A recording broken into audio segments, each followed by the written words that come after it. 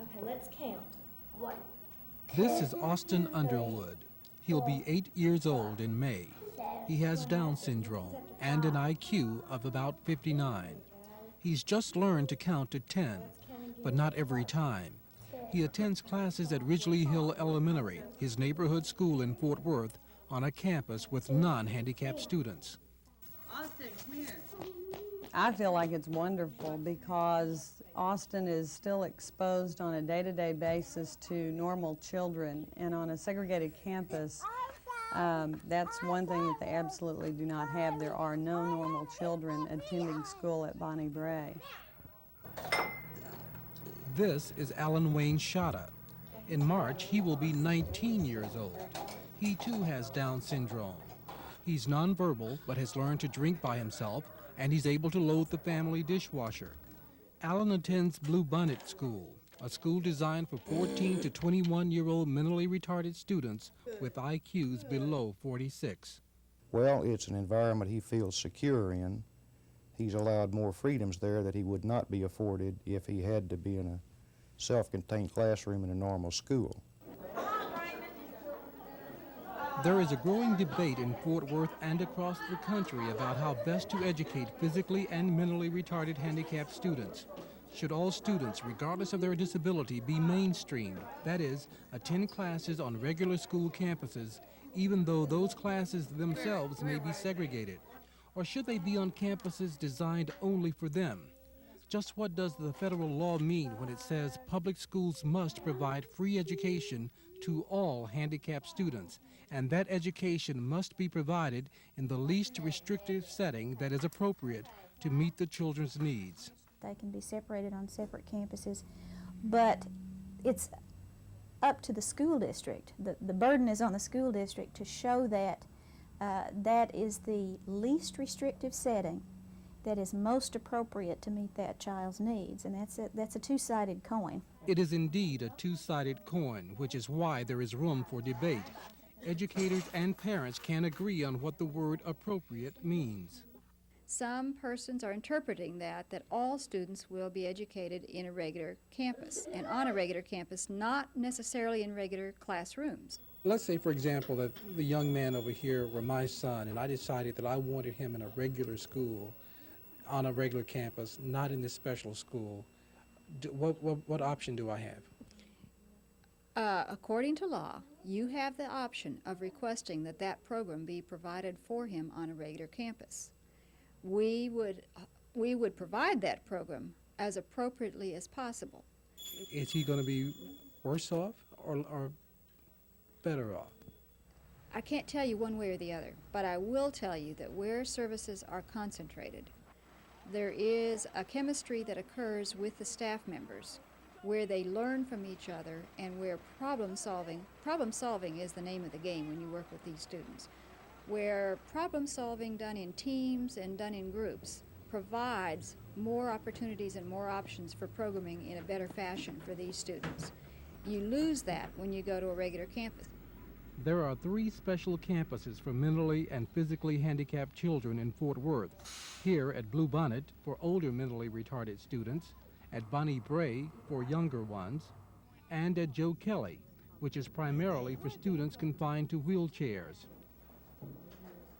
Austin, after spending one semester last school year at his neighborhood school in Ridgely, was assigned by the district to Bonnie Bray. His parents never liked that decision. You really don't want him on that campus, do you? No, I really don't. I just let it be known that I did not want him back on that campus, and that, you know, that we needed to find another placement for Austin, because I would carry it as far as I had to go with it, as far as taking it to court if I had to, rather than have him back on that campus again. Some parents and some administrators feel that it is Mrs. Underwood who is leading the charge for mainstreaming or decentralization of special education students in Fort Worth. They feel she's behind the recent inquiry of a state advocacy group in Austin threatening legal action if Fort Worth ISD doesn't comply with the group's interpretation of the federal law. And just last week, Mrs. Underwood resigned from the board of the Association of Retarded Citizens because there was a perception that she was acting on behalf of the association. I'm sorry that people feel like I'm out here to really close up Bonnie Bray or close up Bluebonnet, because that's not really where I'm coming from. She does want to see younger mentally retarded students mainstreamed, and eventually most of them could be, she feels. Most of the parents with students at the 3 special schools don't want that. Mrs. Ethel Lee Austin's daughter Val will be 19 in March, but educationally she's on the 2nd or 3rd grade level. I think this school, where they're all together, is better because to them, they have no problem. You know, they are just children here and they can feel pride about themselves because they have their own school. I can't imagine Alan Wayne being able to leave his classroom and go down the hall to the nurse's office to take his medication and walk back to his classroom, such as he does at Bluebonnet now at, say, Western Hills or wherever they might put him. But what about socialization? Shouldn't handicapped children come in contact with non-handicapped children? We went through essentially a decentralization process when they closed the program at the Easter Seal, and Alan Wayne and his classmates from that program were placed at Bruce Schilke School. They occupied a separate wing of the school. They never associated with any of the normal children, and when these kids would leave school to get on their buses or to go home with their family, they were looked at as different, extremely different, almost freakish, and laughed at by the normal kids in the school. It's something that as a parent of a handicapped child, you just have to really dig down deep into yourself and say, this is going to happen. And I think that's another problem with segregating children, is they never develop the defense mechanisms that we as normal people have in order to cope with ridicule and situations like that. But those who argue for special schools say the kids have more of an opportunity to participate. At Bluebonnet, for example, there are sports teams. Last week, the girls' and boys' basketball teams won trophies at a state tournament in Waco. I believe that they receive a lot of socialization from their peers that they would miss out on from the regular campus. For instance, we have special dances and special assemblies for them that they are dancing with their peers, and we also invite the other mentally retarded students from other schools.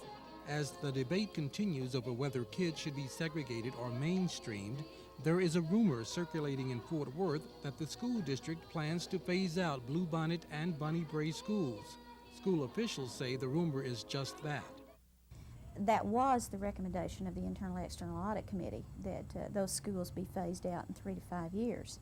But when our local school district put together task forces to look at where to start and what kind of priorities to set, those schools were not in any way mentioned to be decentralized in the recommendations to the board.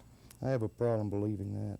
So the fears of those parents who think, who are almost up in arms, those are unfounded fears right now. Yes, they really are. And in 5 years from now, we can expect to see those schools there. Well, probably. Okay. I don't foresee that they will not be there. Okay. 10 or 12 years from now, all these kids that have gone to school with these handicapped kids, they're not going to gawk at them when they see them on the street. They're not going to laugh at them when they do something really silly. Up to this point in time, my wife and I have advocated only for Alan Wayne.